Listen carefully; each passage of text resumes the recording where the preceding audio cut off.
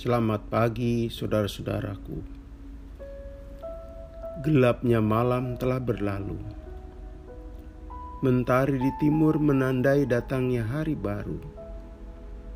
Sekali lagi selamat pagi, Bapak, Ibu, dan saudara-saudara yang dikasihi Tuhan tanpa jeda.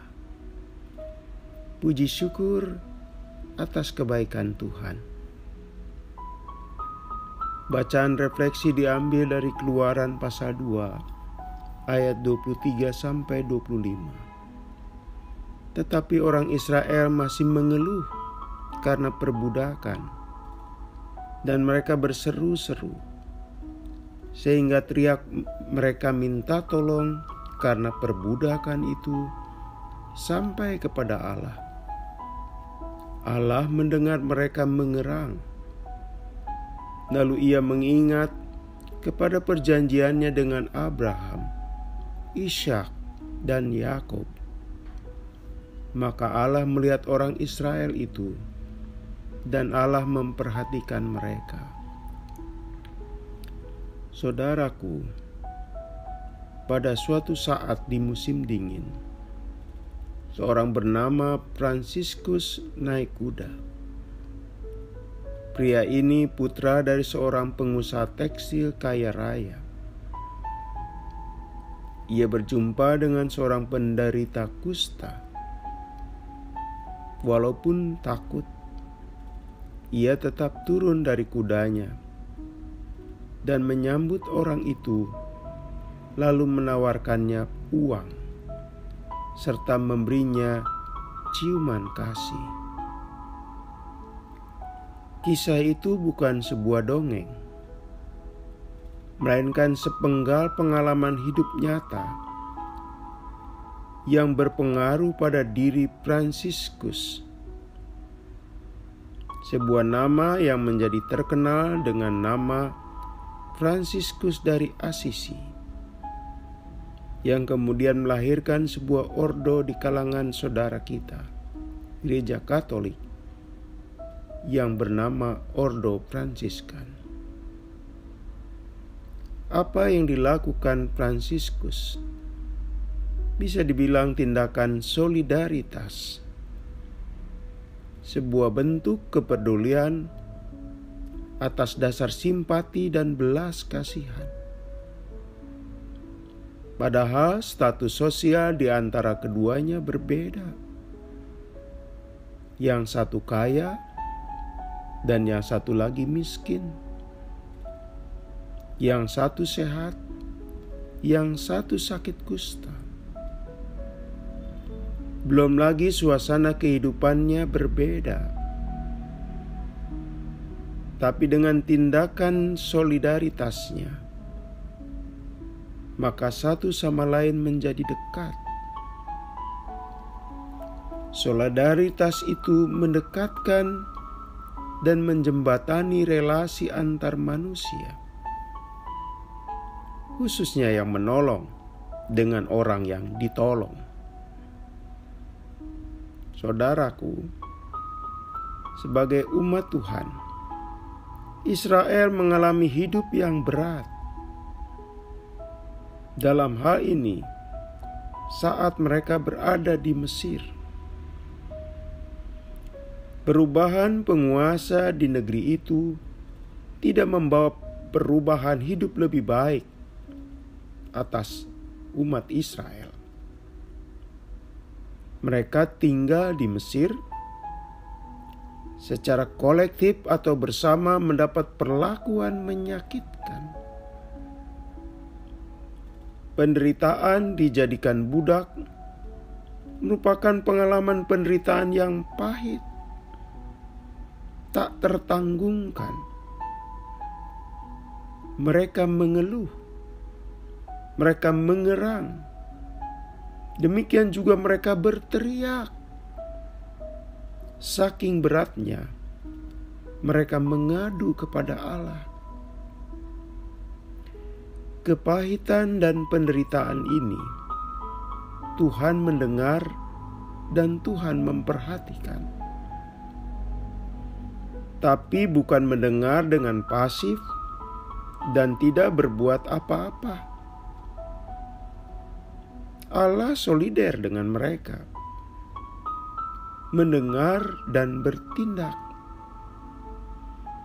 Tindakan paling utama adalah membawa keluar Israel dari Mesir. Hati Tuhan bersama umatnya Israel. Allah yang dengan tindakannya hadir di tengah-tengah kehidupan umatnya. Allah yang peduli ini mengambil langkah besar berupa penyelamatan. Penderitaan Israel harus dihentikan. Perjalanan Israel keluar dari Mesir menuju tanah perjanjian merupakan pilihan Allah untuk menyelamatkan bangsa itu. Saudaraku, Yesus, Tuhan kita yang disalib, merupakan bentuk solidaritas yang membawa kita masuk ke dalam keselamatan. Kita tidak dalam suasana perbudakan orang lain, tetapi manusia berada dalam perbudakan dosa. Karena itu salib menyelamatkannya. Dan pengalaman ini bukan seperti pengalaman Israel dalam bentuk keluar dari satu negeri, kemudian masuk negeri perjanjian. Sekali lagi, salib adalah wujud solidaritas Allah, sehingga manusia diselamatkan dari dosa. Solidaritas yang sungguh luar biasa, karena Allah dalam Yesus mau menderita. Salib merupakan bentuk penderitaan, wujud solidaritas Allah atas Anda dan saya dan semua manusia. Bercermin ke sosok salib, solidaritas Allah atas hidup kita dan orang beriman lainnya. Maka jangan sia-siakan hidup kita. Hidup kita berharga di matanya. Hidup kita begitu mahal, sehingga Yesus harus disalibkan. Karena itu, hidup kita, nyawa kita teramat mahal. Demikian juga hidup manusia lain pun sama. Jadi, kita harus menghargai hidup kita, sekaligus menghargai hidup orang lain. Artinya, jangan membuat nyawa dibuat murah. Jelas, kita hendaknya menjaga dan memuliakan kehidupan. Tidak boleh menyakiti baik diri sendiri maupun orang lain. Dan jangan melakukan kekerasan apapun bentuknya, saudara-saudara. Solidaritas Allah merupakan tindakan Allah yang membuat Dia dekat dengan kita. Dan ketika solider dengan orang lain, kita pun menjadi dekat dengan sesama.